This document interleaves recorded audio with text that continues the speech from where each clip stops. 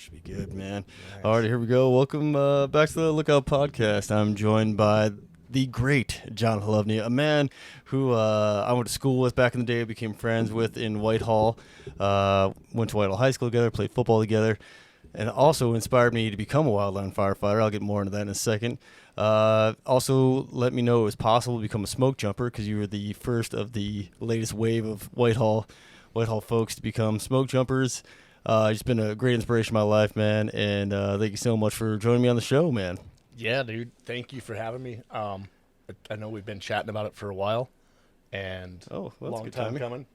So stoked to be here. Yeah, stoked to have you, man. Let me see if I can. Oh, is it gonna go? See if you can press around there.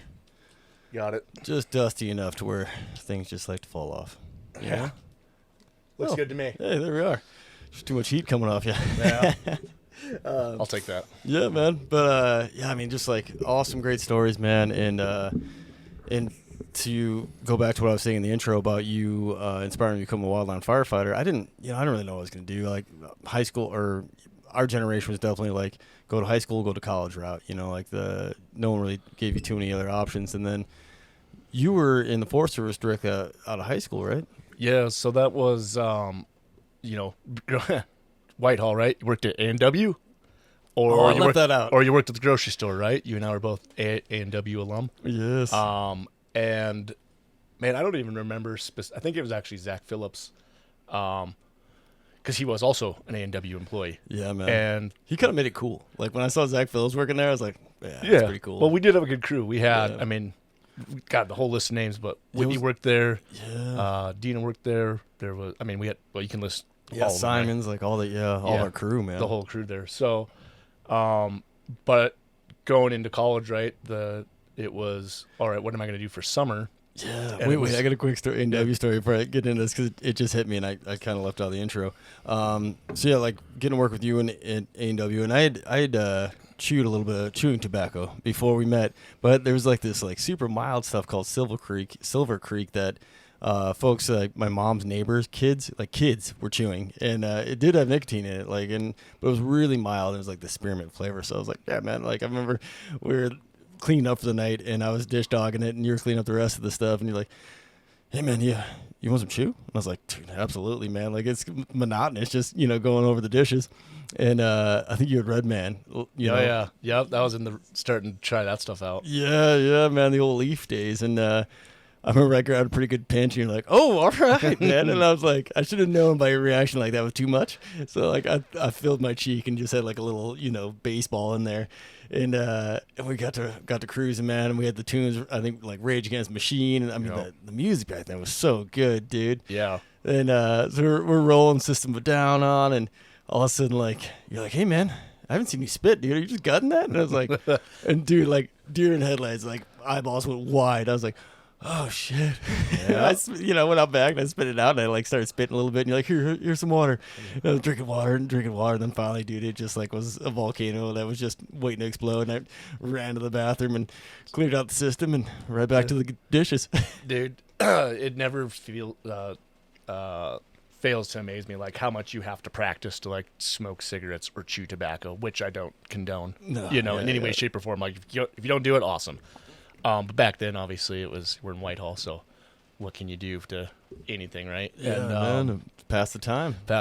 And, big hats off to Curtis and Michelle. Like, what a good bunch of people. I mean, that whole place was, basically ran by and employed by high school kids, and so what a good opportunity. And, start working there with you, and I think we were talking about this another time. Like, at one point in time, many years after I had worked there, my mom didn't want to throw away my work clothes for whatever reason. I was like, throw those away. Like 10 years later, they still smell like grease. Oh, yeah. And like, I'm pretty sure they're waterproof at this point. Oh, yeah. That's the nice part, right? That's the benefit. Yeah. And then like, I just remember like, yeah, there was a lot of good times back there. Dude, did you do this? I don't know if you did, but like my house was way too far away to shower. So like I get off work and I peel off the greasy stuff, and I had that big 1984 diesel Blazer. Oh, yeah. So like, it didn't have tinted windows, so people could kind of see me, but I'd jump behind the driver's seat and change out into, like my school clothes, whatever clothes I wore that day. And before, like, I get down to like my boxers, and then I would just like coat myself in Phoenix Axe body spray, and then throw everything else back on, and then one more shot on my shirt, and then go start the night. So I did live close to A&W. However, my parents were very much of the mindset like once you're home, you're home. Totally. And so if you work the late shift and you close at like whatever it was 9:30 or 10, I had I could be out till 11, maybe midnights on the weekend, but I sure couldn't go home really and then come back. And so much that same thing. I had that big gold 1976 Ford Elite. Dude, I loved it. It was like a boat and Beautiful. A huge trunk of that thing, and I just like throw my greasy clothes in there. And I didn't have Axe body spray. I feel like a little left out on that. But Yeah, my bad. I should have told you. I did remember, what was it like? The gel, like not Schick, but whatever it was, deodorant that was like you crank it up and it like had a thin layer of gel that came out. And I'd go through like, I don't know, one of those every 2 weeks. So I was layering it on the deodorant. Oh, to yeah. Get a little extra on the, the chest area. deodorant everywhere just to get that smell out. So, Oh, yeah. 100%, man, because you don't want to like give someone a hug, especially someone you might be sweet on and smell like a French fry. Yeah. So you're like, what's up, baby? You want some French fries? Yeah. Come on over. Yeah, come on over. Yeah, Yeah. Don't make you hungry. Yeah, exactly. So, What a staple of a place, man. It was so cool. well, it was good. And like, kind of back to, how that transition. So we, if you think about it, Simons, you, me, Zach, and then I'm probably, I'm forgetting some folks there, Whitney, Yeah. but that was kind of the group, right? We went from A&W, and then I think just that lead in was like, hey, come work for the Forest Service. And at that time it was, Stearman was the FMO, Schmitty was the AFMO, Samps was, the engine boss on 472 or 272. 272 back in the day. I think. Yeah. And then Snelly was the suppression boss, and then we had the Butte engine, and then we had 271 also. Anyways, all these Soup names. crew. Was there an engine in Boulder when you first started? Was the engine still there? No, so I think that was 271 actually was the Boulder engine. Then, It was, yeah. And then it eventually ended up being over at the Whitehall barn. Oh, gotcha. But gosh, that's starting to be 2003. It's now 2026.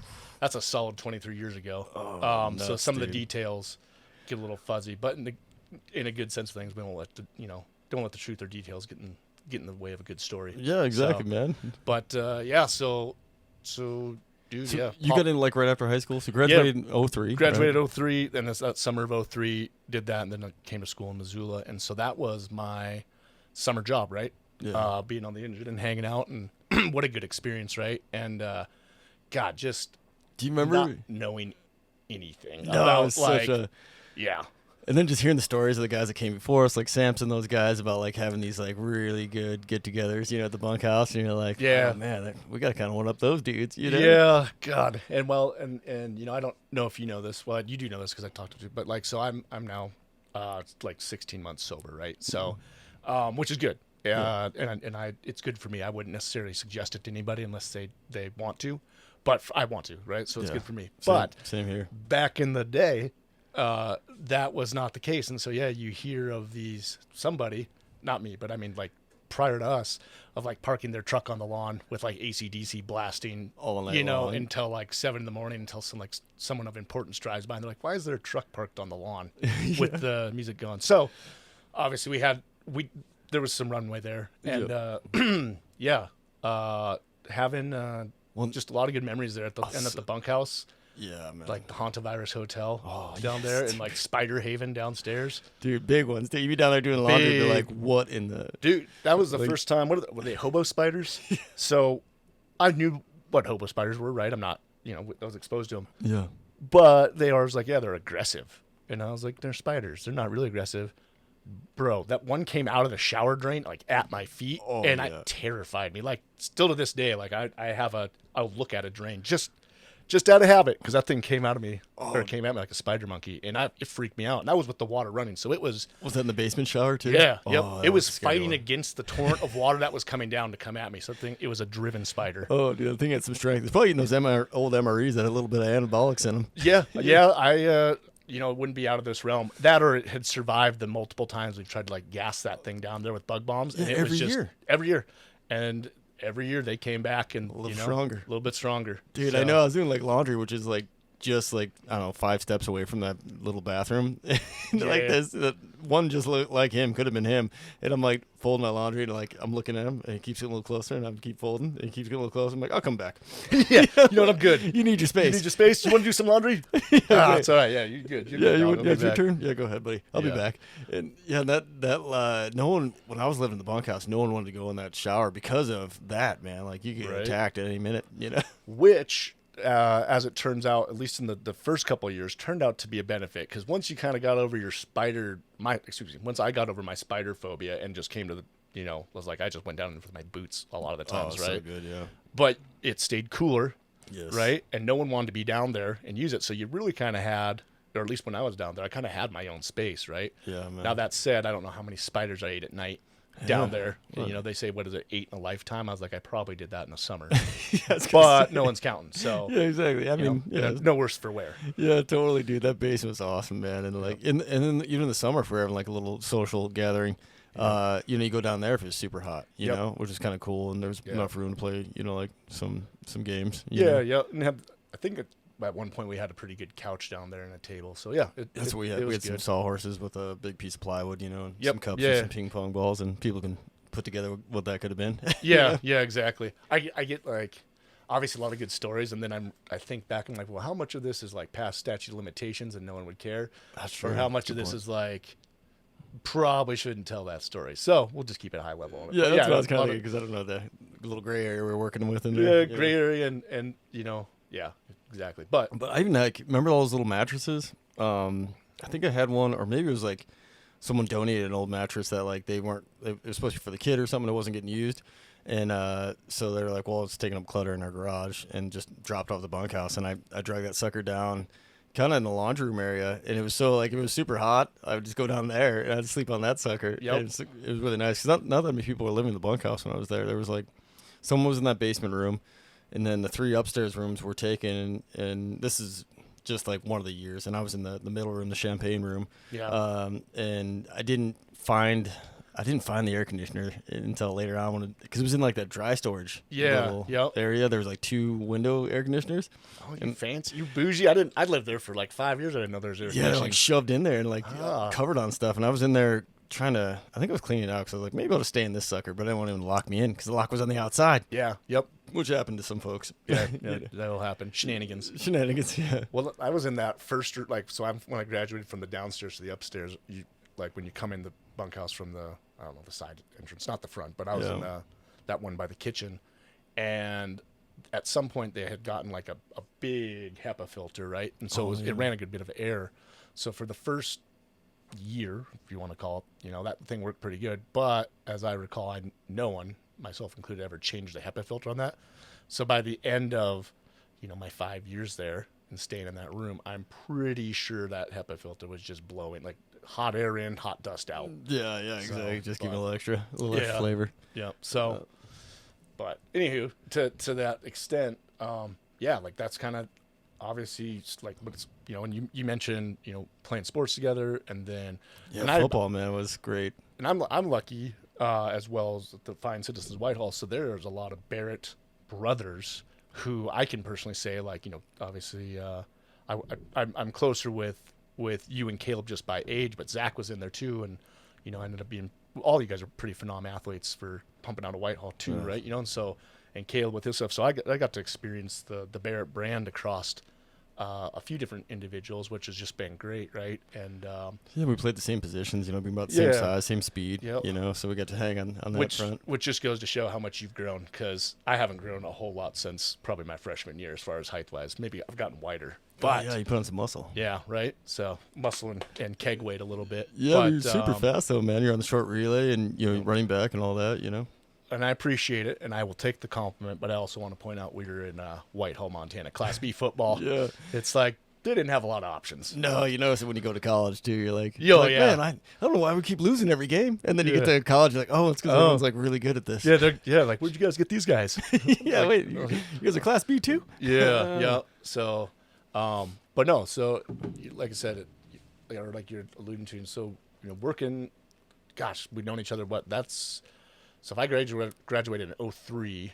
And when did you guys move to Whitehall? 98. I want to say ended 98. So Yeah, something like that. So 5 years from 18, so I would have been math. Gosh, Yeah. 13 years old when I knew you. Yeah. And I'm now just a smidge over 40. I'll be 42 this year. So we're going on almost 30 years of knowing one another. That is crazy. Which is wild. Dude, it's so crazy to think about, man.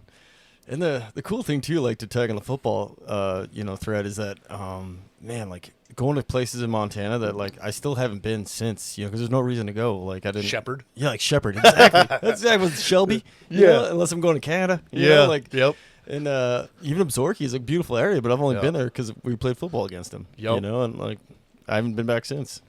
Columbus is kind of in that too. Columbus, yeah.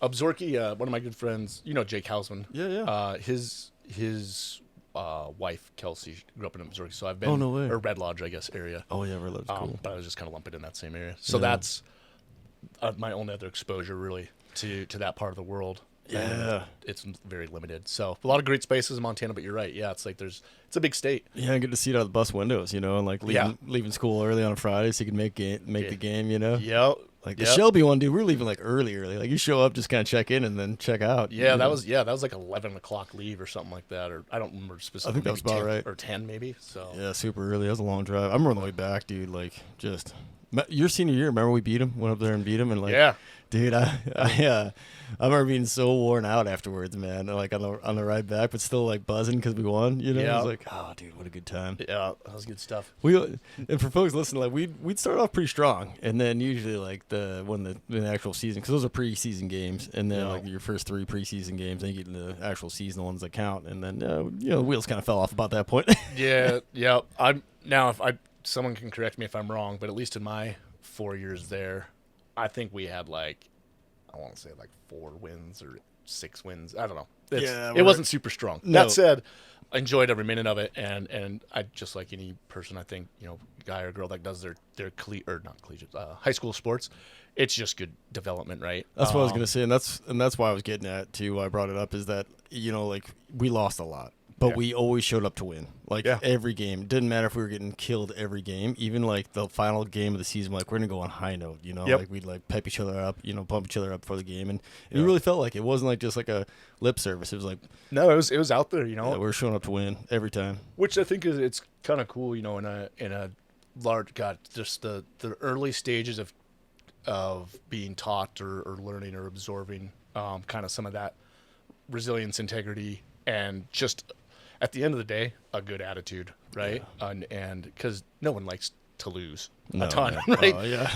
But it was, especially looking back on it now through a time lens, what a great time to experience, just that time in life, right? And build good friendships. I was going to say, I think it made my friendships stronger, because like you had to pick each other up every game and get back after it that week and try to do it again, Exactly. So, and then, So how'd you get in the Forest Service like after that? So I went to Missoula here, and got my business in marketing and management. Well, I mean, like real quick to go back, in the first place in the Forest Service, because when you got in, it was super hard to get in the Forest Service. There was like not much turnover. Like there was only one position my senior year, and so Simon's got it. I might have gotten a limited position there also, but it was through that STEP program. Oh, yeah. Student Temporary Employment Program that was offered. So I don't think I was in direct competition with any other hires specifically. And any other seasonals like me, like I was just right. Seasonal. And so I think, and I'm not sure on this, but I think that STEP program had its own little line item budget for whoever like the hiring people were. So I think that's kind of how that came about. Oh, gotcha. See, I was curious because do you remember how hard it was, dude? It was like, there was no turnover. I don't remember, dog. I got it, and then they liked me. So they're like, oh, yeah, we'll bring him back. Yeah. So you're here. I didn't burn anything down so horribly bad that I couldn't come back, thank goodness. Yeah, they had a lot of patience with us, so we got lucky. Oh, man. Good leaders, right? We hit a couple of those names. Yes. Hansen. And Dan Hansen was another one. Oh yeah, man. Like some of those dudes, they were young guys too, but they were probably in their mid-20s, so maybe 5, 6, 7 years older. Yeah, dude. Than some of us coming in there. I always looked up to Hans. He's such a good dude. And he's super tall, so you have to look up to him. Yeah, so you have to. I mean, by default. Yeah, but just that patience bit, you know, because like, God, I remember just coming in there, just, you know, a will to work, right? Yeah. And I wanted to be in shape, and so like the drive part wasn't there, but it's a little bit like having, you know, you get a top spinning really fast, and then it doesn't have any guidance. It's just like bing, bing, bing, and left to its, you know, your own devices, you're gonna knock something over. Yes.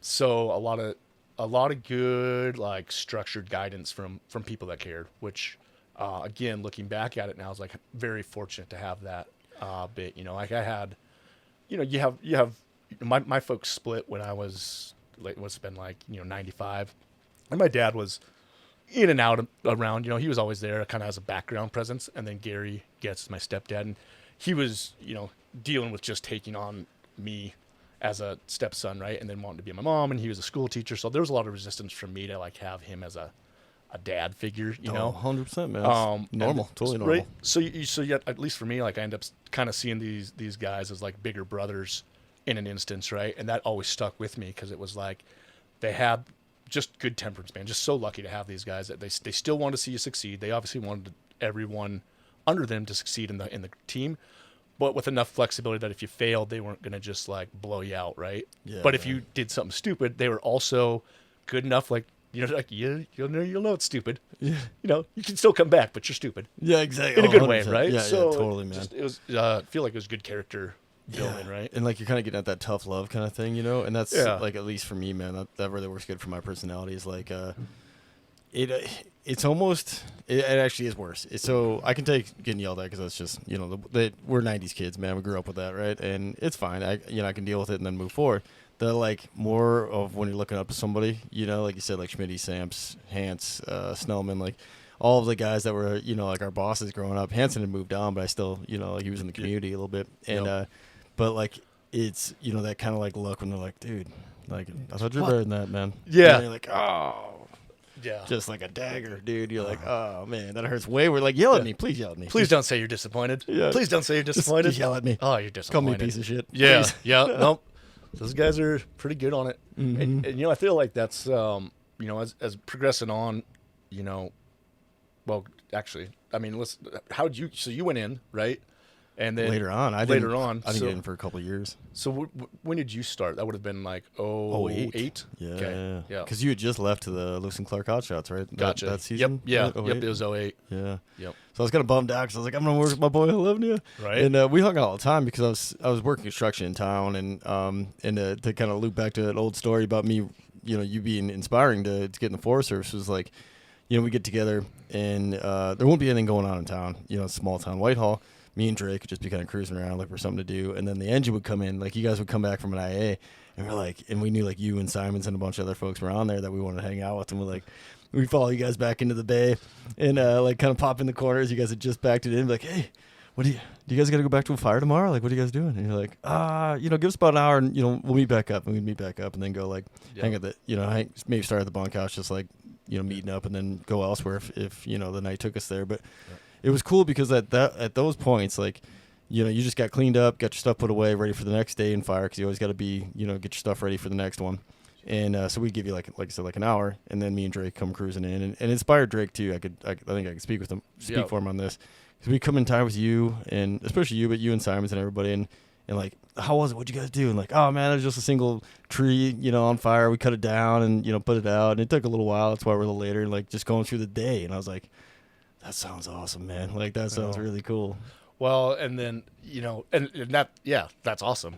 I also distinctly remember, just like any person, right? It's like, well, what I'm doing is pretty cool. And regardless of whether or not it was, it could have been a burning stump, and I would have been like, man, you should have seen the fire coming off of this stump. It was wild. It was so crazy. So, but I didn't have to do that a lot of times because, like you know, still being young and fresh to it, God, there's still that IA, you know, rush that you get, which you got to be careful of. Obviously, you don't want to. We had numerous talks, not us, but like just across Forest Service. So I was like, don't drive like an a-hole. Get into the fire, right? You want to arrive alive. Excuse me.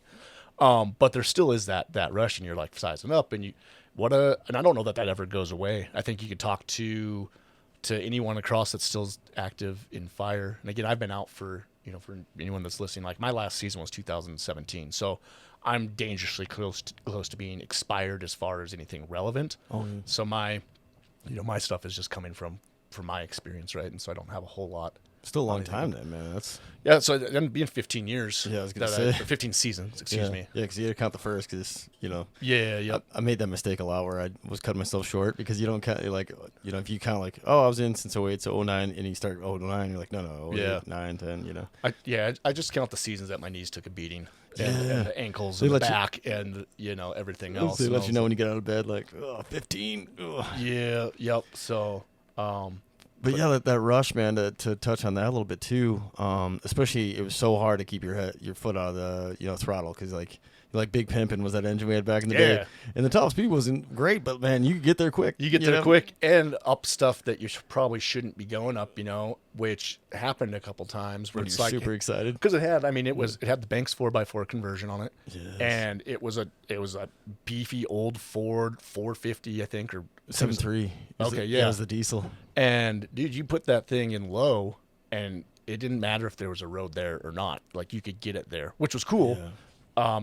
But I also remember hitting a dip or something, whatever it was. It was kind of at night, and I was sitting center because I was the youngest guy and the shortest, and so just in that middle seat on that thing, because it was a bench And trampoline type seat. Oh my God, it's got like coiled springs in there, and I hit my head off the ceiling so hard I thought I broke my neck.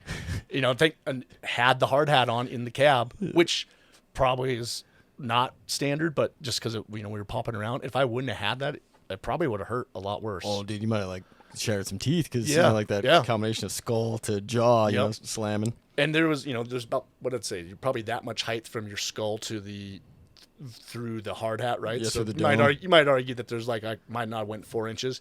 Dude, my neck compressed 6 inches. Like, so Yeah, it was down like this. Like, it was like, like my shoulders knocked my hard hat off. Yeah, because that conversion from 2-wheel drive to 4-wheel drive, whatever they did, they put like someone was telling me they put too big of a block, so the front end suspension didn't have much travel. So it already rode like a brick, being a 1-ton, and then it didn't have much for travel, so it bottomed out super hard. Same thing happened to me. We were leaving Soap Gulch to respond to a fire. I think it was up near like Basin, Montana. So that's a long drive, because it's like down all the way by Melrose. Yep. So you got to go I-15 through Butte and head towards Helena. It's a long drive, and that thing only goes like, what did it go, like 70 down the highway? Yeah. So like, we're trying to catch or make up a little time. The dirt road was the plan until we left the saw project, and I was just starting to accelerate. Luckily, I was only still in like second gear, and we hit this like mud puddle, and I think it rained. I don't know why. Like, we were going out a different way we came in, so I didn't go through on the way in. So I didn't realize this thing was like an abrupt edge on the other side. Like, it was like just like a big hole, not like a normal pothole.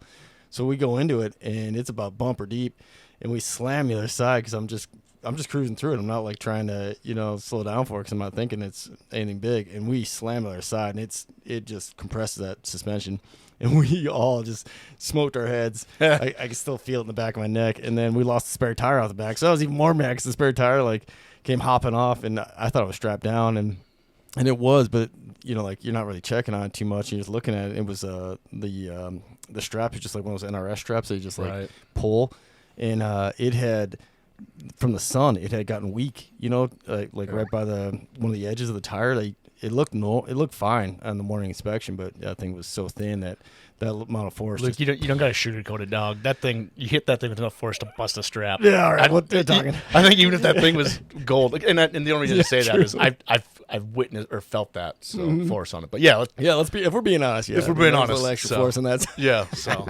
but yeah, dude, that thing was awesome, man. But then I might be an inch shorter now. Yeah. Well, yeah. Yoga helps. But yeah, and then I got derailed from what I was talking about with the excitement, right? Like, of responding to a fire. So there's like that, and especially when you're coming up and you got an engine, and then to move into smoke jumping, it takes that and elevates it even more, when you get an IA, because you're like, depending on where you're at, the siren goes off, or the Lone Ranger song at West Yellowstone. Oh, nice. Get jazzed. Dude, the Lone Ranger song is the best, man. Well, and it is, yeah. So you have that excitement, and what a great. I'm sure many people have reasons why they continue to do fire, right? Outside of getting paid, because at least when I was there, that wasn't really the motivating factor. It was paid, but it wasn't like you weren't getting rich. You weren't getting rich, right? That said, between the engine and the hot shot crews, like, God, working with everything has its own has its own awesomeness, right? And so working with a shot crew, and you're going to a big campaign fire, and you're getting all ramped up, and it's a little bit more of a slow ramp, right? Because you're typically not. I'm good right now, thank you. Typically not getting a direct IA call, but occasionally.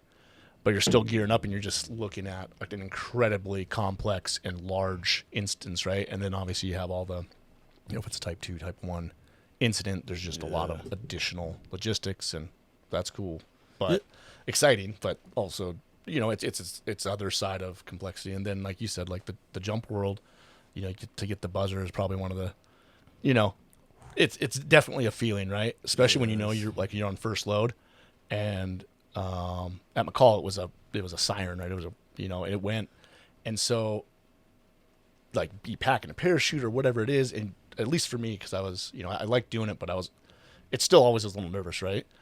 And I remember days being on first load, just like I would get home tired from being ready to go from being in Coiled Spring. Yeah, and it was tough to like go home and just like jet down. It was, dude. So just jack down a little bit. Yeah, jack down a little bit. Yeah. And then you go in tomorrow, and it's like, oh, where are you going? So I know it's almost a relief when it hit a little bit, too, right? Because like you said, otherwise just be coiled all damn day, and you never want to be last, right? So that's the more the pressure. Yep. And especially when you're in a boost. Yeah. Don't be the last booster out. Yeah, I'd be like hovering around, like or just like going to Reading in my rookie year, and back then, and I'm probably still the same way, but they had speed racks set in their like warehouse, and they had the doors open to get some breeze going, but at 100-something degrees, it's just like a hot furnace blowing on you. Yep. So you go out there and you get suited up, and you're already sweating by the time you even like get into your jumpsuit, and then you get everything thrown on, and just like waddle out to the plane, and you just pour, and you're like, oh god, this might be a little rough. Yeah, yeah, definitely. Yeah, what an experience though, Good experience. Awesome. And we touched, we were talking a little bit. We were going all over on this thing. I knew this was going to happen. If we started talking, it was just going to be like no point, just points in general. But we talking about fitness, and you got to be physically fit just to be suited up to some extent, right? Like that's weight, it's heat, it's stress.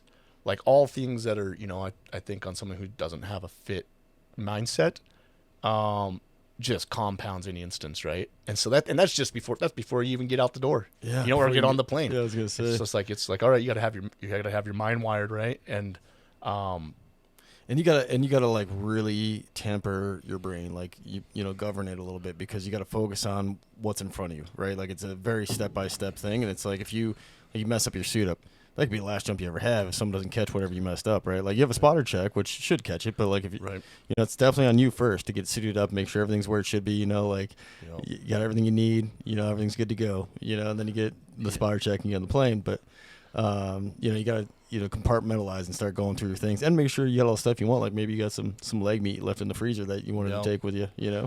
Only thing worse than being the last guy ready is being like one of the first guys out there and you missed a leg strap or something, and they're like, you didn't do this right. Then he's like, oh, I need a buddy check. And it's like, well, now we're waiting on you. Yeah, you son of a. Yeah, it's like I'd rather be last and right than first and wrong. Yeah, that's a really good point, man. So, I know, dude. And then like some of the lower jumpers would either get tipped off, or they were just had done so long they'd be out by the plane earlier. And I remember like cruising through it and being ready, and like still like one of the guys who's a career jumper was like sitting there waiting by the plane, or just his PG bag sitting where he's gonna sit. Yeah. I'm like, man, you are good. Yeah.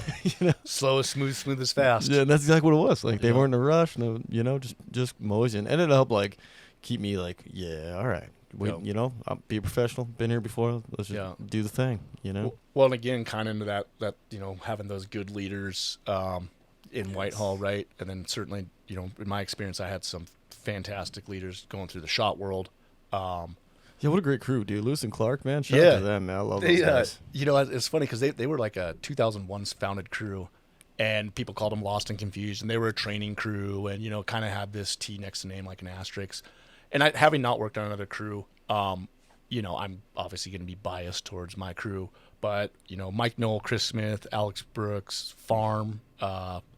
I forgot Farm was there, yeah. Yeah, they're just these great dudes with like good fire guys and good leaders, right? Like there's a reason like they got put up in that. Wider was there. I mean, I'm gonna miss somebody and piss somebody off, but I mean, squad bosses that I had were awesome. And that, again, building, right? Building a firefighter, but building a young man, young woman up into a spot of leadership eventually, right? Or at least mentorship, right? Maybe not leadership, but and that's both, at least for me, in and out of fire. Some things I can mentor better on, other things I'd be like, don't take my advice. Yeah. But and then that just continues on into the jump world, right? And I feel like you can probably look back, and at each stage that you're in fire, there's probably a few key names that you can pick out that are like, how lucky was I to have this person, right? Totally, man. And I think it's very old school, like ancestral in nature, because, if you were in a tribe, and like we all were at one point, right? Our ancestors at one point way back when we're all tribal in nature, right? Like all it had to be not nature, just a tribe. And it was, the old village, right? Like it takes a village to raise a family. So you had all your elders, right? So you're getting input and wisdom from all those folks. It wasn't just your dad or whoever, like raised you. It's like, a group of folks. And that's exactly the experience I got from fire, right? Like my dad was a carpenter growing up in construction, operating heavy equipment, building houses, all the things, right? And so I got to work with him a little bit. But my dad did not want me to follow in his shoes. So he was like not really wanting to give me like a whole lot of positive feedback on that world. He wanted me to go get an education, use my brain. And I think maybe he was like, damn it, when I went in the fire, because like, almost made it. Yeah, damn it. Now he's out there digging line. Dragging your knuckles. Dragging his knuckles around, yeah. And, but, so like getting to the fire world and then getting into that mentorship, because my dad didn't know anything about it. He took us to Man Gulch when I was like super young, because he read Young Men in Fire, but that was like the extent of it, and then I think he was a little extra proud when I became a smoke jumper, because like he'd read that book and really dove into it and got to cruise all over Man Gulch, the actual gulch itself. And, so like having these pillars, like you said, throughout life, and you get it with teachers a little bit too. Like we were so lucky being in Whitehall, getting some really good teachers growing up. Mr. Kinzer, yeah, stud. Man. Mr. Kelly, yeah, Mr. Kelly, yeah. The advice that Mr. Kelly gave, and like, and he walked it too. Like he gave you financial advice, and he was actually doing it. Like he was giving you stuff he experienced, which was speaks bounds. Yep. And then Mr. McCrossan too, man. Like what great human. What struck me the most about Mr. McCrossan, and I think he had been a principal prior, then he went and was still at Whitehall, but and he coached football as well, right? But was a guy that was from the old school, certainly, but he was really good at blending that, and he was a kind soul, like and he wanted you to learn, like you could feel it coming off. It almost hurt his feelings if he couldn't teach you. Yeah. And you felt like you let him down if something like right? If you weren't holding up your end of the deal. But that dude was like, I mean, when I was in 7th grade, he was probably in his 50s. I didn't realize how old he was until he passed away. Yeah, I think, and he definitely, he had his whatever he had done in his previous life. You could tell he was a well-spoken dude, and probably like I said, bless his patience. It's like, I don't know. I personally, at least in this aspect of my life, have a ton of respect for educators, without getting into a whole bunch of other stuff, but just purely to educate someone, because you really have to, you can't just teach one way. Yeah. You have to be able to know the material well enough, and then know the types of students that you have, and and to some extent, you're probably learning each student. Everyone's maybe falls into a brand, but they're not falls into a type of learner, but a little mix and a little match of each student. So yeah, totally. What a tremendous amount of respect I have for educators and people that take the time to mentor and teach, and because there's not a whole lot of I guess get back out of that, right? Short of your paycheck, unless you really take it, unless you're really excited about people seeing people succeed, which I respect a ton. I imagine you don't get too many students even come back a handful come back and like, thank you, or you're running around town, and he was definitely one I was running around to, and unfortunately, he passed. But like the like you said, they're not getting paid a lot, right? They're getting a paycheck, especially he was junior high when I was coming through. Yep. And I was fresh to Whitehall, like we talked earlier, and I think I was probably I was not a great student, because I was probably a little agitated because I'm in a new environment, and tons of energy, definitely ADD, ADHD probably, and not, and most people would be like, oh, I'm not wasting my time on this, Yeah. and like he had patience, and he would come in and like check in with me like randomly, like if he saw me in the hallway, like he would like connect, like it was just me and him walk down the hallway. Most of the time I'd be like kind of as far away from the teacher as I could, like without like scraping my shoulder on the wall, but like avoiding like keeping big distance, and he would like beeline across the hall to me and be like, Mr. Barrett, how are we doing? And he'd start talking to me, and I was like, I can almost hear him say, Mr. Barrett, how are we doing? Yeah, exactly. Yeah, 100%. Yep. And then we, he'd start talking, and he'd be like, yep, yeah. And then even, he was the first person to probably congratulate me when I graduated high school. He was like, I knew you had it, Nice. And just like the faith he had in everybody, it didn't matter, right? He knew everyone had potential, and I took that a little bit from him, going into the fire world. The wrap back to fire is once you become like a crew boss or a mentor and become like, leading the crew, whether it's just like as a 5, as a lead, or like squad boss, or engine, captain, or it used to be engine foreman. You start having to be a little bit more the mentor type, and so you start to try to bring everyone's strengths out of them, and I definitely got that from Mr. McCrossan. Yeah, 100%. And I think I think we're starting to hit a theme here, right? At least in my brain, of like all these individuals that I've been lucky enough to have, and because we're both from Whitehall, we kind of have this shared experience of these great individuals that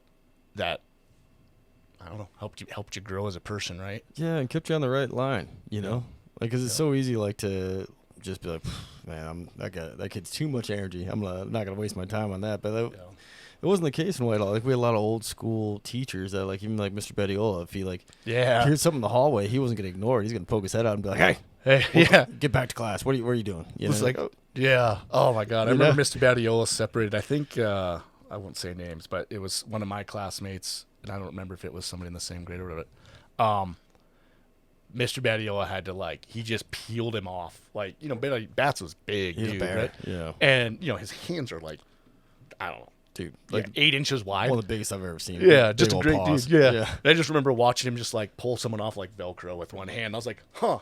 And, maybe I'm over imagining here, but if I'm not mistaken, the guy lifted off the ground too. And guaranteed. It was like a one-arm shoulder carry, just well, you're good here. Oh yeah. And just everything stopped. It was no big deal. No one had to go to the principal's office, no anything. It was just done right there. Yeah, man. So, that was so good too, man. And he'd show up early too. I remember him telling the speech to our class, hey, if something's going on at your house, you don't have running water, hot water here goes out, whatever, and you just need a place to clean up, he's like, I'll get here early and I'll open the locker room for you, man. You come in, we got towels, we got soap, we got whatever you need. We got a washer and dryer if you need to wash your clothes while you're in there, clean it up. Clean up your body. You can wash your clothes too at the same time. Yeah. He's like, whatever you guys need, man, I'm here for you. And I was like, damn, he's not getting paid for that. No, not at all. No.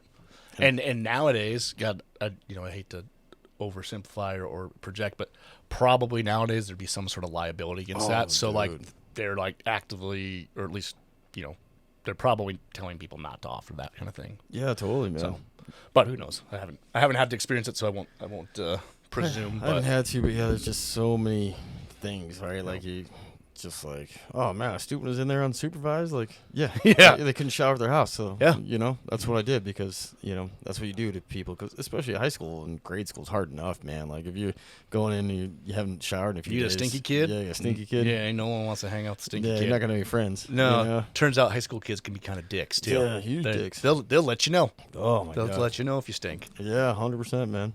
In a variety of cleverly put ways, and some not so clever. Yeah, some just mean. Some just mean.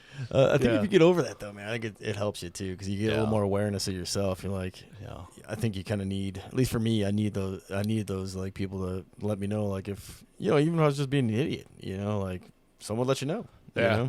It turns out I had that talk a lot.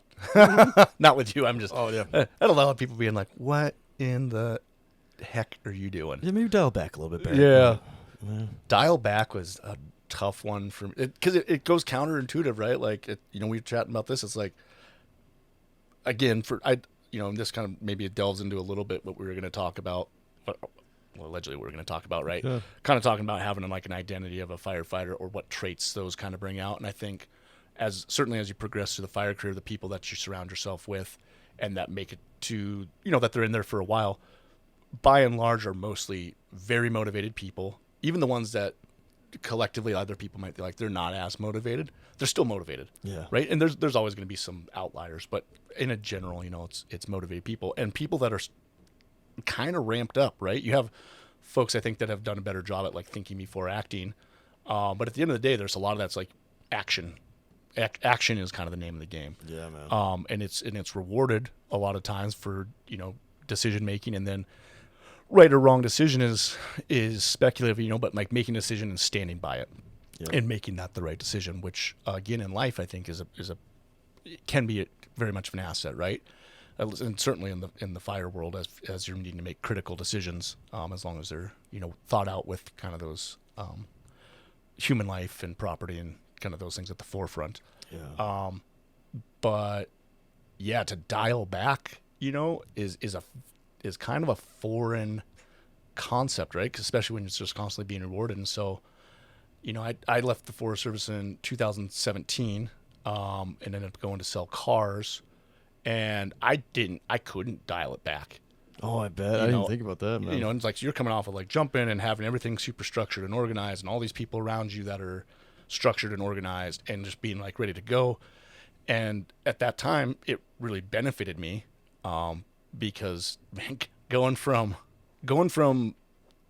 the Forest Service or any, my guess is any structured career like that, to like private industry, you just see that there's a big gap in general, call it motivation, right? Or general maybe willingness to find a solution. I think I talked with Matt Weidman, and as we were talking about, he's like, it's not that people aren't able to do stuff, but do they come with solutions, or do they just, are they problem solvers, and can they find their own solutions without having to necessarily even go talk to people about problems? Yeah, man.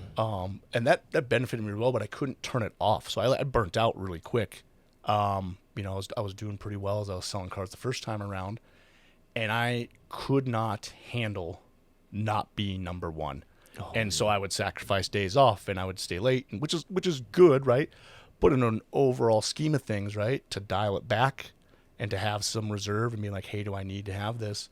And ultimately I ended up burning out pretty hard and left that job, because I was like, starting to get a little gray in here. Yeah, dude. It started then. I do fire just fine. You jump out of a plane, and didn't stress me out a whole lot outside of just the initial shock. But getting in there and dealing with people and not having that support command structure in place. Like I had some really good managers there. Yeah. I really didn't have any bad managers at the dealership, but it was different, right? Like it wasn't like, if you bring something up to ops and it's valid or the loft or whatever, bam, bam, bam, it's done, it's addressed. Cool, thanks, let's get on with it. The whole thing takes maybe a day, if it's a big thing. If not, it's just taken care of right then. Yeah. And going on the private side of things, they're like, oh yeah, we've noticed that. That's a problem.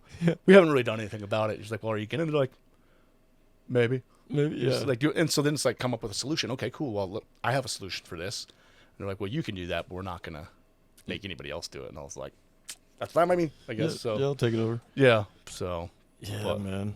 Yeah, it's a tough transition, dude. And like we talked on the phone a few times of leaving fire and not, or just even being in fire, not letting it be like who you are, right? Like we're both smoke jumpers, but it's not who we are. It's what we did. You know, it's like I got to do this cool experience as a smoke jumper, but it's not really who I am. And there's nothing. Nothing in my day to day that is even resembles smoke jumper, right? Like I don't fight fire really anymore. Like I help out a little bit on prescribed fires, and I'd probably go on a fire here and there if need an extra hand or whatever. Just the opportunity came up, but I'm just like not really looking for it. I definitely don't jump out of planes anymore. I haven't packed a parachute since end of 2017. Maybe beginning of 2018. I maybe packed my last parachute back when there were still a few rounds hanging around. Jamming in there with a broomstick. Yeah, exactly. Perfect. It'll open nowhere. Yeah, exactly. Nowhere. Just got the apex tied off. That's all you got to worry about. Yeah, man. It'll sort itself out once you're out of the plane. Yeah. And but like to make sure, I don't know. I think it's tough to make sure you leave that identity there, and like doesn't mean you gotta like delete that stuff. Like you're still part of the community. It's just like having. I guess what I'm trying to say is like having another plan, right? Having the next chapter. Like life's a book, right, man? You're writing it as you go, and if it's all just smoke jumper, it's just one long chapter, Yeah. 100%. And I think we, again, when we were kind of talking, we we kind of informally was calling it like almost like a 19th watch out, where it's like, just because you identify strong, like that's not a bad thing, right? It's not, and watch out situations aren't inherently a, hey, stop this, right? Yeah. But it is something to, just keep an eye on. And, what if your whole identity is a firefighter, right? And that I get it. Like when I was starting on the shot crew, dude, I was one of those dudes that wore my crew shirt out to the bar, and I was like, "Look at me," because I was proud of it, and I don't think there's anything wrong with it. But that was my identity, right? And I ate it up. And I'm not saying that's right or wrong, but as I've gotten older, obviously I've been out, since 2017. I don't know how people. I think we've both seen examples of people that it's whether they timed out, and that was all they had for their until retirement, and they were a jumper, they were a firefighter, and they're just I can think of one example personally from McCall base where the individual ended up passing, taking their own life, and which was just this totally disheartening thing. And there could have been other factors involved, and I'm not going to I can't presume, but I think part of it was losing that identity, right? Because it's a machine, dude. Yeah. And like, I thought I was, I still have my friends, right?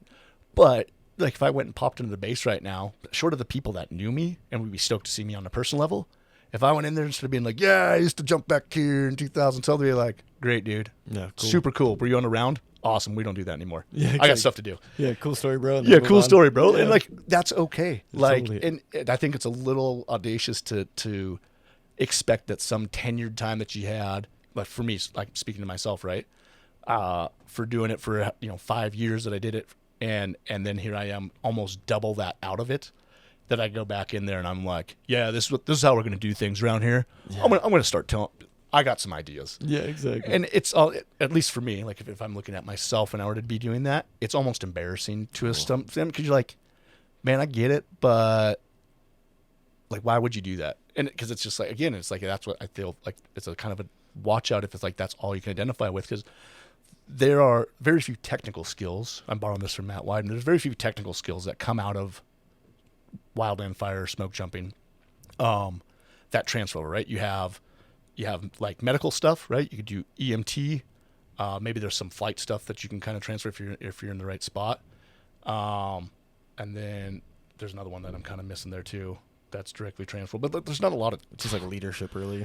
Well, that's kind of an intangible, right? Yeah. True. Yeah. But what you can bring out of that is solution building, right? Sure. And learning how to use your voice to bring solutions. I still think Team building a little bit. Team building and being a good team player and showing up like with football, even though, we showed up to play. Yeah. Even we're going to get slaughtered. And I feel like in my varied ups and downs and throughout my life, like as I look back, I can attribute that to those people around and kind of end my career in fire, right? Or I don't know if you call it a career, my time in fire. Yeah, it's close to career, man, because 20 years like a career, and so you're right there. And also to tag in a little bit too, you mentioned it just a little bit, was like being the team player. Like, I remember early on, God dang, who was the guy out of Peaburg, big old handlebar mustache? Dude, he's killing me. He gave me one sheet of toilet paper. Yeah, and he's like, "This is gonna be your one sheet of toilet." He did what was his name? Oh man, I know it keeps running through my brain. I keep skipping it. It always had a big old horseshoe chaw in. Yep. Gary, yeah, old Gary. I'm blanking his last name, Gary. But yeah, Gary was a man. Yeah. And he was like the head trainer for guard school when I went through at Birch Creek, and he was amazing, man. He's like, you know what? What's the first Gary thing? Lambert. Gary Lambert. There it is. Nailed it, dude. Yeah, he's still sharp as a tack up there. But yeah. Just a little slow on the draw, but still sharp. No, still sharp, man. Yeah, Gary, like one of the things that really stuck with me is like, what you need to be a good leader is to be a good follower. Be a good follower first. That's how you learn, and that's how you build your leadership style. It doesn't have to be the same person that's leading you. You don't have to be a carbon copy, but start taking notes and start figuring out what makes them, a good leader, and what's going to make you a good leader, and take little notes from everybody. I was like, dang, man, that was great, and it stuck with me. Yeah, and that's again, if you're surrounded by a bunch of people that don't have those skills and talents and abilities, and you're still taking notes, like, yeah, you might figure it out, but it's it's going to be a little bit tougher than I think and this is not rocket science. Like, No, you're around it's good not, people, yeah. you're going to learn stuff. You're Yeah. around bad people. So, Iron sharpens iron, the old saying. yeah, right. But it's like, how did, for me, at least, coming out of fire into like the, private stuff, especially sales, I get a lot of value out of being able to kind of teach some of that stuff. Like, I went down the academy for a handful of years and did crew boss, and then like led an academy down there too. And no one loves the academy, I don't think, because when you're when you're in California, you kind of have to go to it. But I'd still say 90% of the people there, even though they had to be there, if they had some good motivation, they loved it. Brandon Dunham, who does the Anchor Point, he was in one of my groups, and genuinely just like, he was one of those dudes, and Heidi Esch, and there's a handful of them that they were good, like they were there to show up. Yeah, And it was just cool because I feel like they wanted to show up, and like, at least in the limited exposure I had, like pushed them physically, and then folks, it was just a chain reaction, right? Like they were on board with it, right? And we're just a bunch of group creatures, and they had a good attitude, and pretty soon, you had Yellow Crew that was an incredibly like good, like everyone had a great attitude. Yeah. So Well, and I was stoked to see that. Like I was like, look at all these people.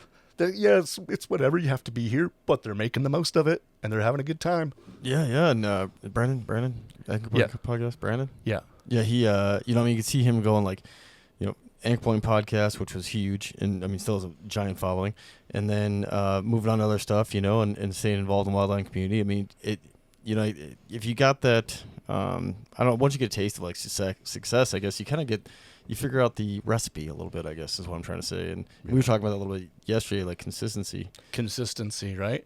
Well, and that's like, I've known you for a long time, and I don't think you've always been an incredibly humble person, right?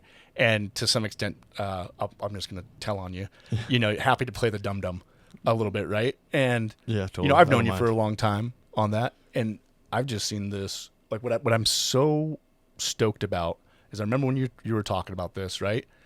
And, you're just kind of putting out feelers, and it's like, dude, I was like, I have no experience in this, but I was like, here's what I do know, as I know that you're a consistent dude, and you're a hard worker, and if you want to do it, you'll figure it out. And here we are. I'm not sure what you're on. 100? Is this 130 episodes, or do you know where you're? This will be 124. 124. Yeah, this episode right now. Well, you're gonna have to hold on to it for 6 more because I want 130. Yeah. But so like that's a lot of episodes, and you figure at a bare minimum, let's say those are an hour, and I think most of them are longer, but like that's a lot of time just talking into a microphone, talking with people, and your voice has gotten just, not that it was bad, but like you can hear the development in your voice. You have thoughtful questions. You have a sweet airstream. Yes. And you're starting. I like to see like the variety. You had Stephen Weber on. You had the dude and then we were talking about like the AI data centers and all these different folks. You have Matt and Danny on, which was financial health and mental health, and like, which is all when this first started. If you're not wrong, you're like. The idea with the Lookout podcast was kind of capture these older stories from smoke jumpers and like not let some of those good stories die and capture that, which is awesome. But I'm really excited to see the growth on this thing and you as a person of like hitting the stuff that is interesting to you, right? And really is super relevant. Like, dude, financial health, mental health, these things need to be woven in. They're not abstract other things. And it's like, I don't think our community, the fire community, has really even yet to really instill those as much as they have. Hey, you need a PT. Yeah. Could you imagine if someone was like, an hour a day you're going to take care of your mental health and your financial health. Like you get to pick, right? Whether that means you go count out your quarters until you get to 100 and you go and deposit that in the bank for whatever it is, your $25 or whatever it is. But it's like we're in that, right? And I'm excited to hear your people and guests on for the variety of content that you cover that I find interesting. Oh man, I appreciate the hell of that, dude. Because you were a huge inspiration when I started this. Because it was an idea, right? I floated your way, and I didn't know you knew Brandon from the Anchor Point podcast when I first floated the idea your way, and I was like, I don't know, man. It just seems like there's a need, and you're like, well, Anchor Point podcast exists, but like, doesn't mean there can't be two. And I was like, oh, that's a good point. Because at first I was like, oh, yeah, maybe. You know, like I got a little derailed for a hot sec because I was like, oh, yeah, I guess, man, I don't want to. And I don't want to step on anyone's toes, right? I'm like, well, I don't, you know, if some guys already kind of covering this stuff, doesn't need to be two of us is my thought at first. And then you're like, no, man, like, you know, there's room for more. And and I think kind of to touch on what you're saying too, it spawned from that is because it's like seeing a need and being like, wow, man, no one's talking about this. Or like the two smoke jumpers that I was so lucky to work with that passed away from cancer, you know, Margarita Phillips and Ed Lynn. Yeah. Worked with both of them. You know, Margarita Phillips was head of the Great Northern when I was there, and just so lucky that I got a chance to hang out with her, man. Just a beast, you know, ultra runner, smoke jumper, just awesome human. And then Ed Lynn as well, you know, he came from a logging family. He was his last year, dude. He was about to get forced out of retirement at 57, and like awesome stories. Then, you know, cancer got him, you know, before he even got a chance to enjoy retirement. And it was like, holy cow, man, like this is like someone needs to get these stories. So like there was that need, right? And then like you said, all of a sudden I started talking more about like in a lot of, you know, conversations that you had, just like brainstorming on some things and just talking about our experiences and being like, man, yeah, the financial stuff I wish I knew when I was coming up, you know, and like the mental health factor, and that kind of touches on what you're saying too about like, you know, we talked about the identity thing, and me and you talked about this off the air too, is like, if you're just firefighter, what happens when it ends? Because it's going to end, right? Like it's going to be over. It's going to be over. So if you don't have like your mental health right when you go to check out, you know, and start your retirement journey, like doesn't mean you got to like delete everything that you did in fire, right? Right, yeah. What's the next chapter? Like, are you going to get, you know, a fishing boat? You got a tour, you know, like, are you going to go cruise around, do some spear fishing? Like, have a plan, man, for that next step, and then have some mental health stuff. Like this evening, if I let you go early enough, I mean, you're gonna do a breathing exercise with Ashley Taylor. Like, those are huge little check-ins, man. Yeah, I can't exactly, you know, and we covered that, and like a little bit of pause every once in a while, man, and like a little check-in, and to touch on that too is like, I would have done hot yoga if it wasn't for you too, man. Like I remember I was getting ready for Ricky training, and I guess like this is something I meant to say earlier is like the inspiration for smoke jumping too. Like I want to do it, man, really bad. Like I finally got to the amount of, it was always kind of an idea, but then when I finally had enough time and grade and the ability to start applying to jump bases, I was like, man, I got to go do it. And then that same year you became a smoke jumper, and I knew you wanted to, and then you went and did it. And so I was just itching to talk to you after your first season, after rookie year at McCall. And I was like, man, I got to see how it was. Like, and like you said, we've known each other, and you knew me really well because we grew up together. So I was like, I got to see what John thinks. And we went to the Mint, and we're, you know, having a beverage, just talking shop and catching up. I hadn't seen you in a long time because you were busy jumping. And then, so we got to talking shop, and like, man, like, it's hard, man. It's one of the hardest things you'll ever do. And if you haven't hot shotted, it makes it a little difficult because, you know, you get your criticals and all these really hard things you do as a hot shot. Because, I mean, there's just days where it's like there's no option to quit as a hot shot, man. Like, you got to keep plowing this line, because if you don't finish the line, you know, or whatever, you know, like the fire's not gonna be contained, whatever might happen, right? Like, and so you just got to keep pushing through, and you get a lot more of that. I feel like as a hot shot, I'm not speaking from experience, just from stories, and talking to you, and I was like, oh man, yeah, you're right. Like, I mean, and the plan was to hot shot before I went to go jump. It just worked out that I jumped first, but then you're like, well, I think I'd already been accepted maybe when I was talking to you, and you're like, well, you know, you have gone through some hard shit though. You're a college athlete, and that's not easy. And I was like, that's a good point, man. The training's super hard, you know, for college athlete, you know. And discipline. I think, you know, at that time I probably didn't have the vernacular for it, but really it's the discipline portion, right? Whether that is just, you know, you have your head down doing, like, anyone that's done hot shotting or fire in general knows what it's like to just put like in endless miles of indirect and then never see it get burned or whatever it is, right? Exactly. And so it's just, but it's the discipline. Right? It's like, hey, we're showing up, we're going to do this, right? Knowing like, you know, AT, Ashley Taylor and yourself, like, and seeing the level of commitment as a collegiate athlete, I think is a pretty, you know, not exactly the same, but it's in that same vein of like, no one else is going to go out there and make you run or be better. Like, you have to do that, and that's a discipline of it. Yeah, it's not the military. You can walk away at any time. You can quit at any time. Yeah, exactly. Right. Yeah, so for hot shotting and college athlete, 100%. Right. If you don't like it, you can leave. Mm-hmm. So, and there's gonna be times that you don't like it. Totally. But you still stick around and do it. So, yeah, very much on that. Yeah, those workouts that, like, you know, are super cold outside or hot, mostly cold being in Montana, just like freezing weather, and like you got miles to put in. You got these repeats that you're doing, like 400 repeats and then 300 repeats and 200. You know, you work all the way down to like 50 meters. That's a long evening of practice, and the sun's going down, and it's snowing, and you're just like, God. And that's Monday. Yeah, exactly. And that's Monday, right? You know, Yep. Tuesday's going to bring the same thing. Yeah, same thing. And you're not getting any better vision. It's not like I'm changing scenery here. Like I'm by a lake. It's like it's the same track, same course. So really it comes down to that discipline of mind and like I said, it obviously works out for you, right? And then back to the hot yoga. I think I remember this conversation because you kind of made me go. I was just like, dude, I was like, I can't, I very rarely am I going to say you have to do this unless it's a hot shot of tequila. And in which case at times I was. You talked me into a few of those. Yeah, right. Sure. Oh God. But for like hot yoga, right? It's like all I know is that for me, being a pretty in shape dude, but never known as super flexible. I don't think anyone would ever have accused me of that. Same. And then just being as rigid and blocky as I was, like prone to potential injury on knees, ankles, things of that nature. And then I just remember saying, dude, you got to come do hot yoga because it was an area for me, and I presumed you when I was right, that it's like, hey, it's athletic, but it's in its own little realm of it. And it acts fast, right? I'm not a patient person. I want results, right? Dude. And you can see them pretty rapidly in there. And then, so you have that kind of landed. And then I'm a strong believer in, yoga in general, right? But specifically with hot yoga for the intent of training, it just raises that bar and it keeps you limber, it keeps you pliable. And again, discipline, right? Like you don't have to come out, you don't have to hold the pose. Yeah, you lay on the mat the whole time. You lay on there and sweat off. And I think, I've heard Matty Ice talking, on your guys' last podcast, like, or you, I guess too. It's like it's a competition. Like just don't look to your side because if I see you guys holding, like, well, I'm going to keep holding this too. Yeah.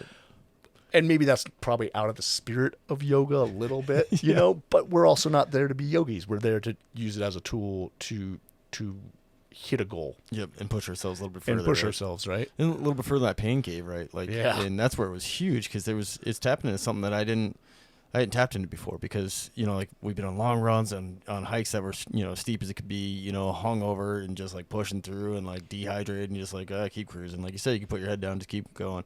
But in the hot yoga world, especially us being so inflexible, man, it's a different beast. And you got like this furnace feeling and you're like, yeah. I remember you trying to tell me like, dude, if you have to take a break, man, there's no winning and passing out. Like, like right before we walked in, I'm like, what? Because I'd never been in there before. And like as soon as you open the door and that heat hammers you, you're like, oh, all right. Yeah. A different beast. What cracks me up too is we probably sound like a couple of yokels because we're like hot yoga gush, and there's probably people throughout their yoga practices and many other practices they're like, God, these guys don't even know. Yeah. But again, so I'm just taking it through the lens of where we were at, right? A couple of blockheads with muscle bound or not muscle bound, but more muscle than stretch. Yeah, 100%. Yeah. And just remembering and obviously with it, you can go on forever on like how good it feels. But at the end of the day, the goal was to have, at least for me, was help prevent injuries and get a little bit of a different workout that's low impact, and so you're not just out there doing that 16th 400 or whatever it is that you're training for, or the 1,000th pull up or whatever it is, and you're in there, and it's kind of good to break up that monotony. That and P90X yoga. P90X, yeah, really good, man. I hated listening to the DVD because I had listened to it so many times that I knew when Tony, whatever his name was going to say something stupid. Yeah, exactly. Make you a little mad. Yeah, and I was just like, oh, here comes this little comment. Tony. But it still was a good thing, right? Get you going, motivating. And too, like with the hot yoga, man, since it's 90 minutes long, you have a little bit of time to let your brain wander a little bit, man. Like little check-ins, right? Like, do I want to be here? Do I want to, continue on the path of firefighter? Like, what's my life looking like right now? And it's because at some point, you start wandering around in there a little bit into your own brain cavity. Yeah. And then the feeling too, man, when you're leaving, like the first time we went together was in downtown Missoula, and it's kind of like on the second floor of that building, and you come out on top of the parking garage. Yeah.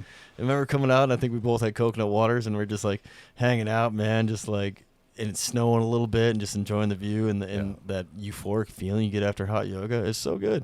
And then I remember just thanking you like over and over again after my second training jump during rookie training. I made the mistake of running with the wind, and I learned a hard lesson there, and I cartwheeled hard into the ground, like real hard.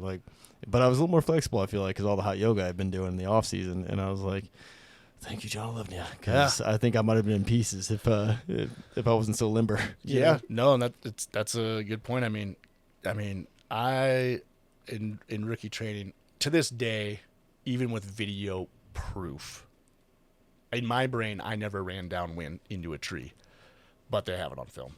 And I like blew a hole in like the tree branches, like there was it was like a, whatever Doug fir and all the clustered branches, dried and dead.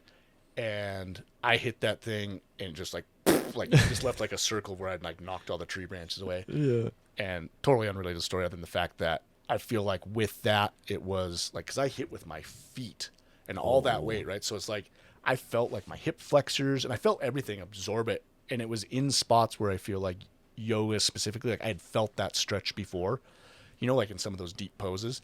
And so I hit it at a pretty damn good clip and bounced relatively unscathed, minus my pride and having to come out of a tree on my rope. But I remember because I caught it with my feet right on the bowl of the tree, and I hit with such impact. But I remember, like I said, when that force went through me, I felt it in the muscles that I remember, in that split second, feeling that stretch in hot yoga. And I was like, I was like, look at that. Yeah, hey. See, that's a good deal. So see, it does work.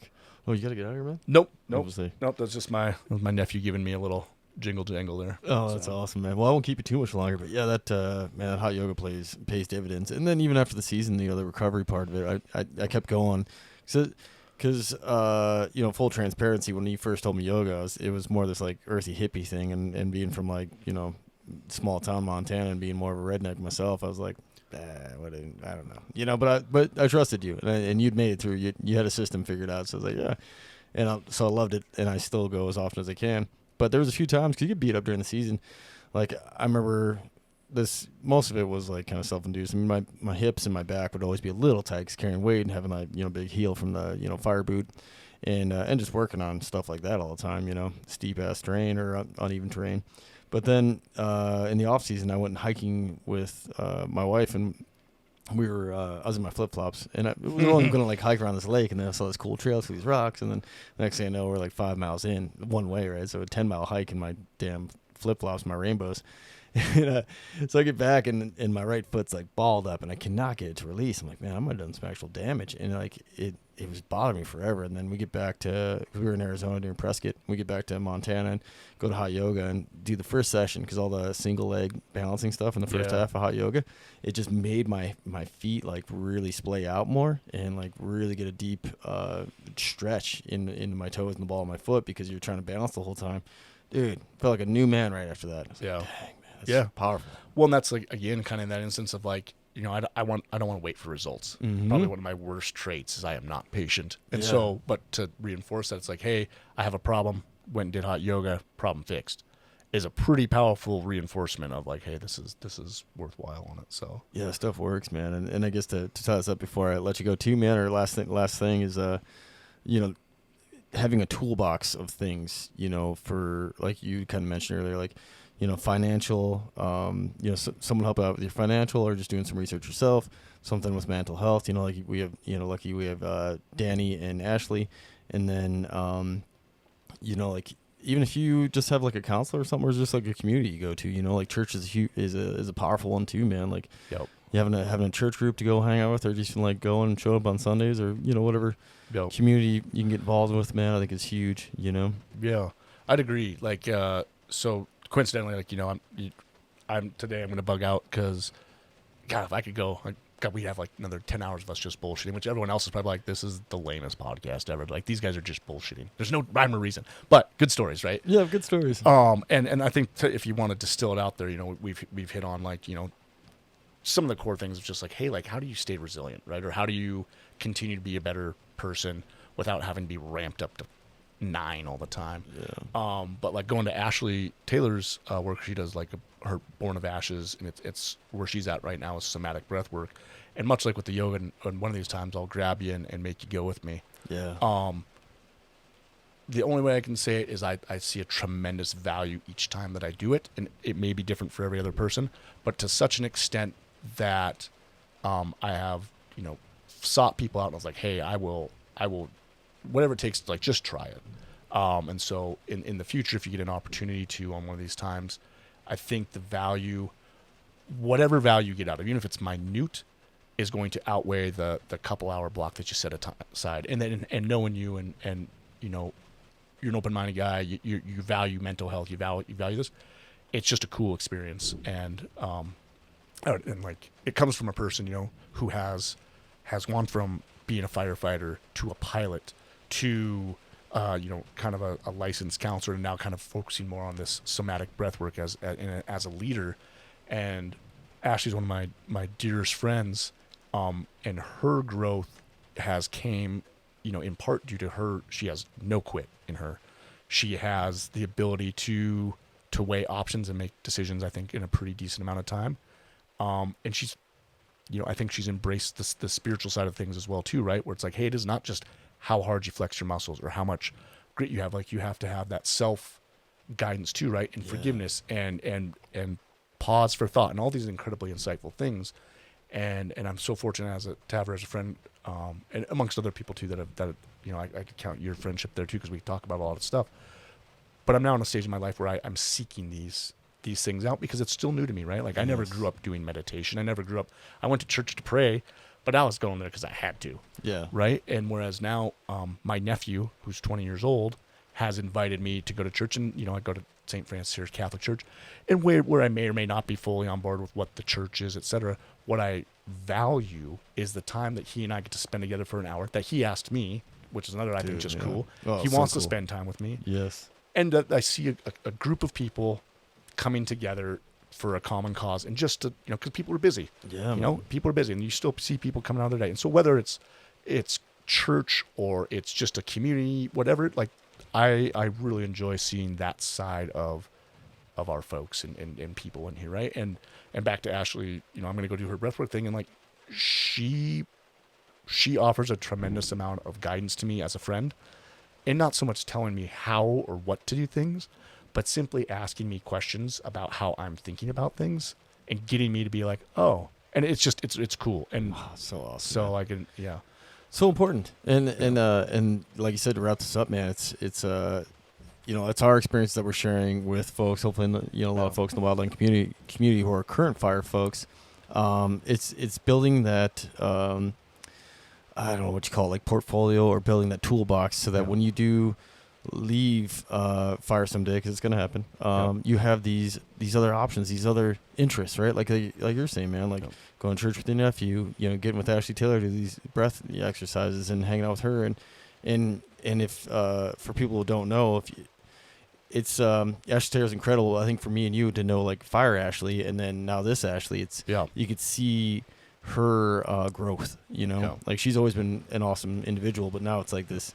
It's even more because she has like this piece, like when she does like a post, and it's just like this, very grounded, like thought out thing she's saying, and it even like when I just like hear her talk about like something she's doing and like people, inviting people to get involved, it's like, man, it's awesome. You could just see like a very settled, Well, I think you just said something very important, like inviting people to get involved, right? Like I would say for anyone watching, and whether you're in fire, you're transitioning out of fire or whatever, you might have time in there where you want to ask questions. And we are now at a spot, thanks in part to your podcast and just people doing this, like, dude, come.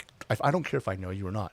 Give me a call, get a hold of Luke and be like, hey, I want to talk to John about sales or anything like that. Like, seek people out like Matt Weidman, who is, like, we're going to do something and point you in the right direction. It might not be, I don't think anyone's going to give you a game plan, but it's there, right? And what I can't stress enough is for all these people, yourself included, that have been successful after the fact, like, no one's going to pick up your foot for you, right? Yeah. To take that step. You have to do it. But once you put the steps in, you're going to find plenty of people that want to see you succeed. So whether it's starting a podcast and just get the ball rolling, and I'm fortunate enough now to be here, whether it's with Ashley and her breathwork practice, whether it's Matt Weidman and his financial practice, whether it's Danny and her Close the Gap Wellness. Yeah.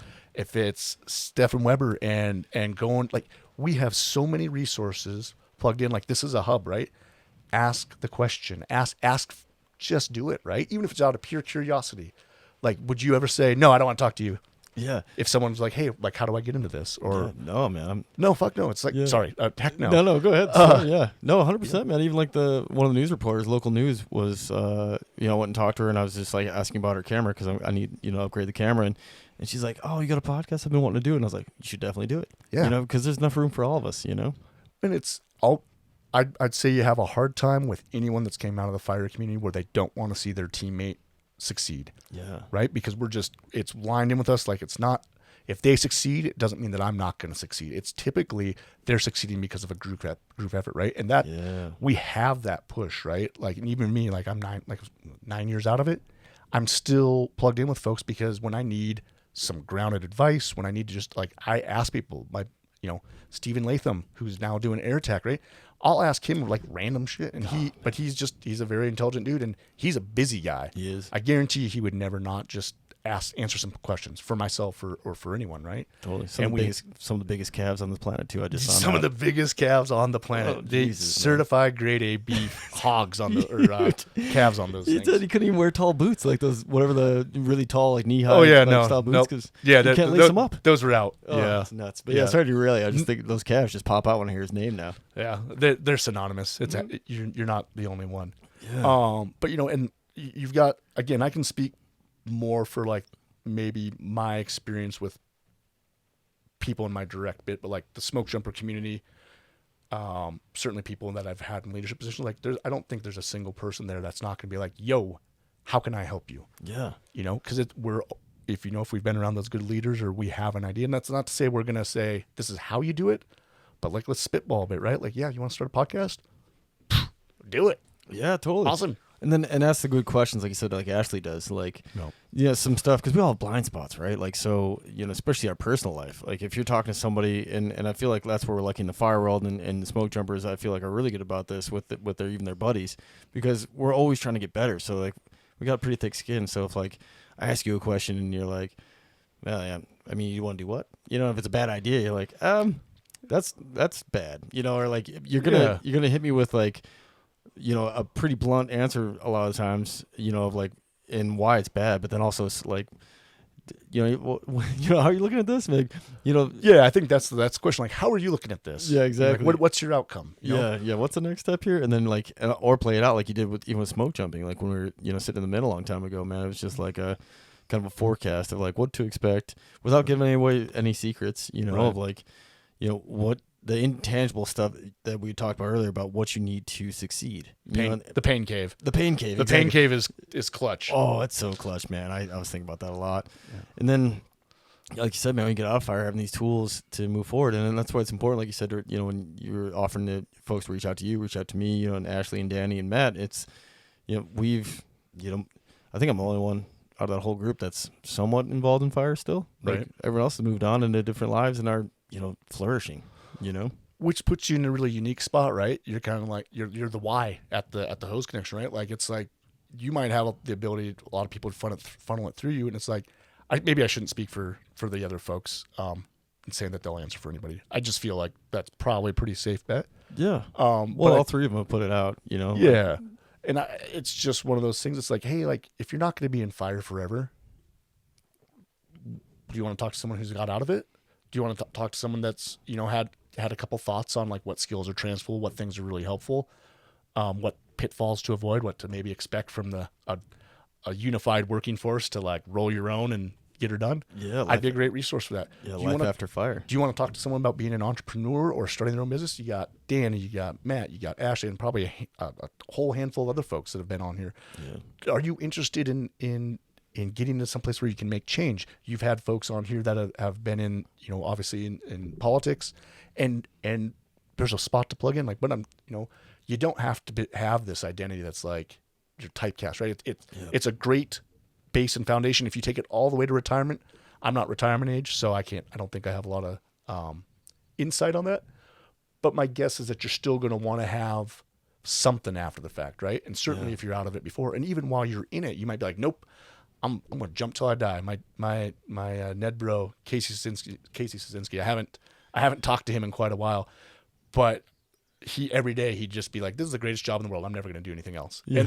And I hope he still has that feeling. And, so even for folks like that who are like, I'm going to do this, like, it's going to end eventually. Like, what else do you want? Obviously him and Bronson and you went, you did some sailing. Oh yeah, we tried. Yeah, we tried to go to the Bahamas. Casey's the man. And, he taught me a lot about spearfishing and stuff, man. Just such cool experiences, man. And like you said, he's gonna go to the wheels fall off, but like you said, he's a special case because I think once the wheels do fall off, like on the career part, not his body, dude. Right. Great God. Yeah, dude, that guy is, knock on wood, indestructible. Oh yeah, oh totally, man. Like when I first went to McCall, it was like him and what's one of your net bros? Norval. James Norval. Yeah, him and James were like sitting there, abs for days between those dude. dudes. They were like, they just got back, like flown. They got picked up in the Frank, got flown back, and were like in flip flops by the time they got off the plane, I think, and their shirts were off, and they're just putting their stuff together. And I'm just a little rookie, being like, is this what? And like I hadn't seen anybody else in the jump world besides NCSB bros at this point. I'm like, is this what all the jumpers look like? You know? Dude, tell you what, I know we're kind of coming up on time here, but one of my favorite things about McCall, rookie in there, and it kind of had to switch because I would probably say 2012, my rookie class had, dude, we were a shirts off group. Oh man, like if you weren't on the load, it was like all day, every day, shirts off, to the point where like, hey, we got tours coming in. You guys need to put your shirts on. And we're like, nah, we don't. Yeah. And eventually that kind of, but it had been like that for a while. And we took full, like I remember having that level of freedom, especially coming out of like hot shotting, where it's like yellow's tucked in, like buttoned up, like, everything that's laced line. And then you just see dogs that are like, yeah, I got flip flops in my leg pocket and I'm going to go swim in the river. I'll talk to you guys. I got a radio. I'll talk to you guys later. And you're just like, oh, really? We can do that? And they're like, well, not if you don't want to, but yeah, you can do that. Yeah, totally, man. Neat. This is great. Yeah, that was a huge draw for me. Like Yeah, that kind yeah. of lifestyle. Like, Yeah. Or when you and I were in Alaska, dude, and like we were hanging out on wherever we were at, middle of nowhere, floating on our little air floaties, just keeping eyes out for the fire. Yeah, floating on a thermos. I couldn't even see the fire. And really the best view was from the pond. So Yeah. like, It really was. because we were like in the trees in the cabin. Like I can't see. You 20 can't see. feet. You can't see anything. So it's like, where we could get a good view from? The pond. Yep. Yeah, or lake or whatever it was. Yeah, I was like, yeah, pretty good sized lake. I mean, it's kind of Yeah. in between, I guess. Yeah. And it worked out great because like if we weren't out there, we probably wouldn't have seen air attack. And then got gave them a shout and they gave us a heads up and like, Yeah. it's still a long ways away. Like just making sure. Just making sure. Yeah.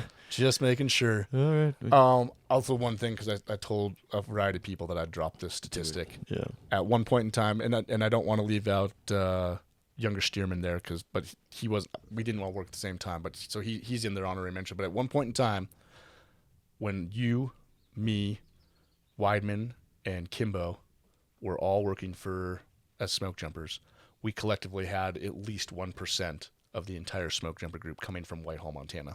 Yeah. Like how crazy is that, dude? It's a pretty good statistic. Yeah. And before that, it was like 0. Like Yeah. I didn't, know. It went from 0 to 1% in the course of like 4 years. Yes.